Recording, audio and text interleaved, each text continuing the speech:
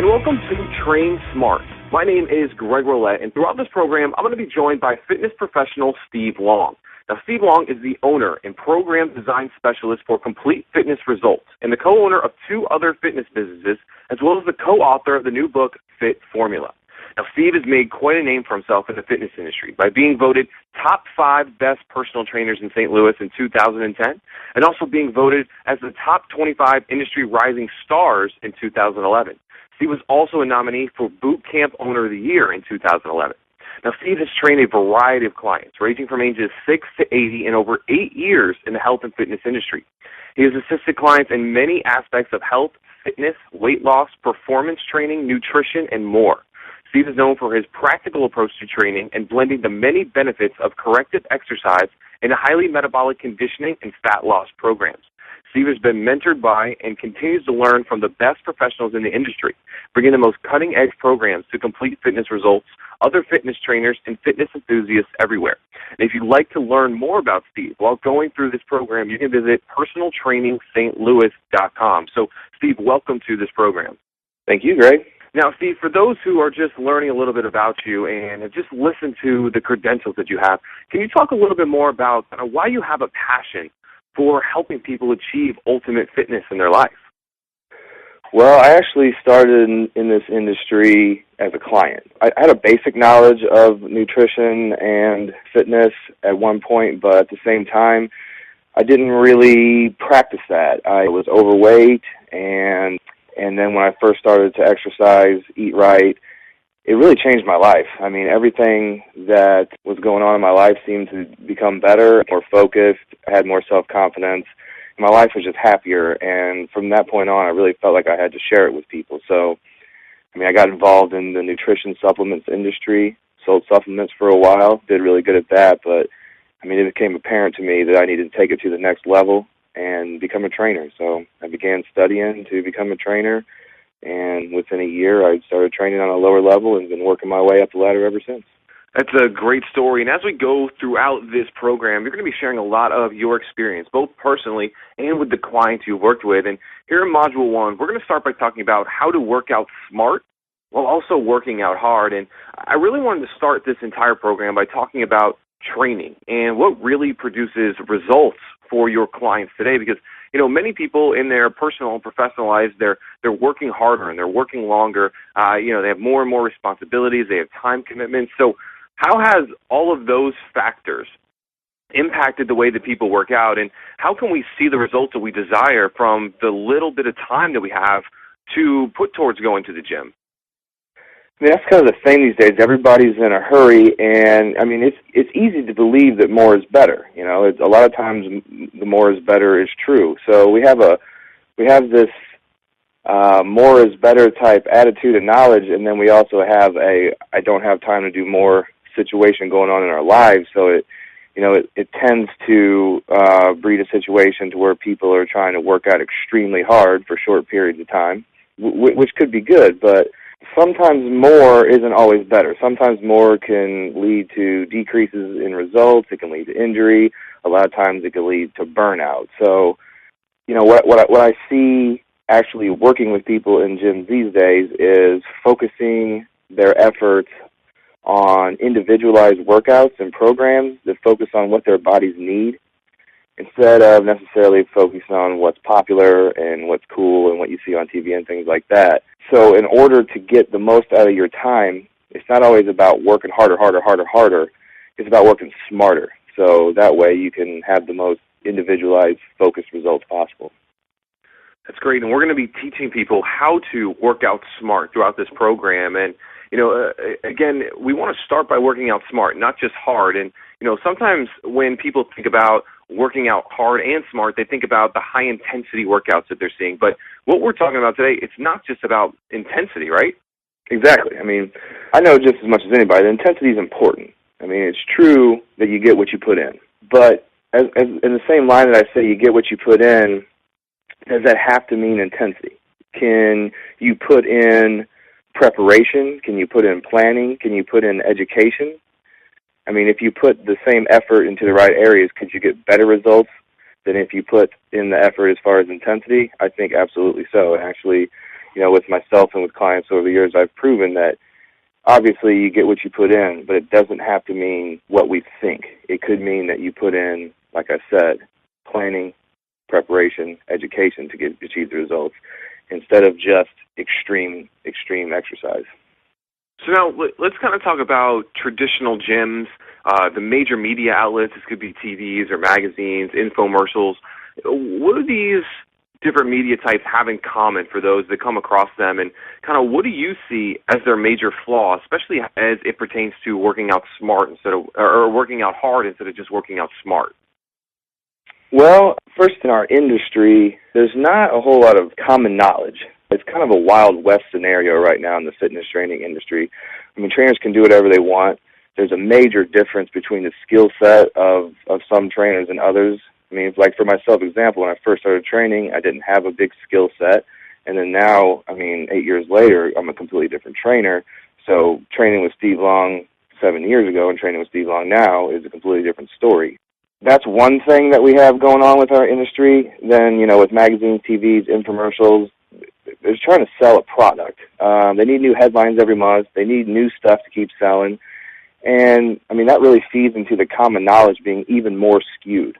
So, my first point was that the common knowledge is kind of all over the place. And then with the media putting out different things for different headlines and to make money, it just drives it even more so downhill. So I think that's kind of the issue right now is trying to sell, and instead of having basic common knowledge that every trainer and every fitness program needs. And that's what I'm trying to help, is spread that word about the basic things we need. And I think that's really important. And what I kind of want to do now is I want to help frame what this working out smart while working out hard can really do for some people. And I know that you have some great success stories of individuals that have come in from an environment that was maybe causing them injuries, and maybe they were just seeing slow to no progress, and you were able to turn them around and get them into great shape. So I'd love it if you could share a story or two to really help everyone listening understand this concept of training hard and allow them to see it play out through one of your success stories.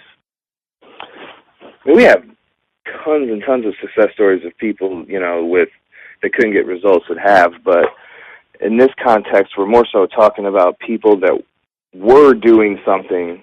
They thought they were doing a great job, but weren't necessarily doing what they thought they were. So, for example, I had a client that was doing a high-intensity kettlebell class. He was at another gym. He was an extremely fit client who had a past history of lots of exercise, athletics, and he was taking high-intensity classes because, that's what he thought he should be doing.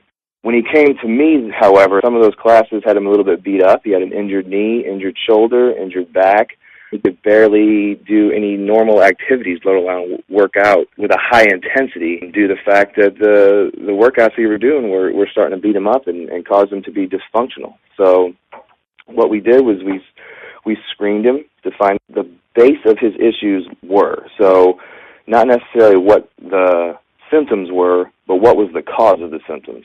So once we found those, we basically started to work on his weakest links, built him a more solid base to progress from, and basically what happens then, once we started working on his weakest links and building a new solid base, was the things that were causing him pain and causing him, inefficiency started to basically just go away. And he took himself to a level that he'd never reached before, due to the fact that he scaled it down for just a short period of time in order to bust past the plateau and go even further. Marathoners are also a really good example.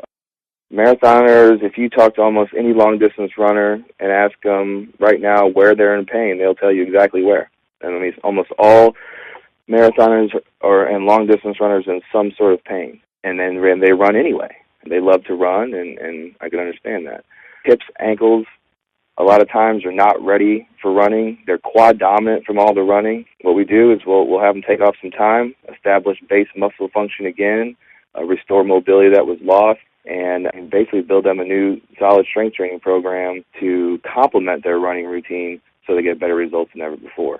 So, the hardcore client, the hardcore runners, things like that, those are people that we have the best luck with, being able to find out where their weakest links are, working on those to restore their body to original, and then training the athleticism into them on that newfound base of support. Those are two really good examples of different kinds of people that you see in your environment. And what I really want to do now is I want to help everyone take some pieces from those stories, some takeaways, so that they can take them into their next training environment. Because can you share with us 2 or 3 really key takeaways from those situations that everyone, as soon as they hit stop on this recording, they can go out and they can implement into the way that they train? I would say, number one, it doesn't matter how hard you're working out if you're working on the wrong thing or if you're doing it wrong. So make sure that you know your level and you're not working out above that level. If you are, you're probably causing more harm than good. Additionally, if you're doing exercises wrong, if you're doing an exercise as hard as you can in order to get results, but your form is incorrect, or it's not an exercise that you should be doing, then it's not going to produce results. It will produce results, but not the results you want. It'll produce negative results in the form of dysfunction or long-term injury or just wasted time. So make sure you know exactly what you're doing and exactly what your body needs. Second, sometimes although you want to do certain things, you can't. As with anything in life. You have to wait and you have to prepare. And once you do, you'll be a lot more better off than you were if you would have rushed through the process. So certain exercises might not be for you right now. That's okay. We have to slowly progress in those exercises instead of just jumping in to the coolest new thing that we've seen in the magazine or the coolest new thing we saw on the popular TV show or whatever we saw on the hardcore infomercials and things like that. Those exercises might be great, but if they're not for you, they're not going to get you the results like the models that are on those magazines, like the models that are on those infomercials. Steve, that's really, really great advice, and that's stuff that everyone listening can take right away and start applying into their training environments. And, as we close out this first section on training smart, while still going heavy on the intensity, what would you say is the first thing that someone needs to do right now before their next workout to work smarter that's really going to help them reach their overall health and fitness goals?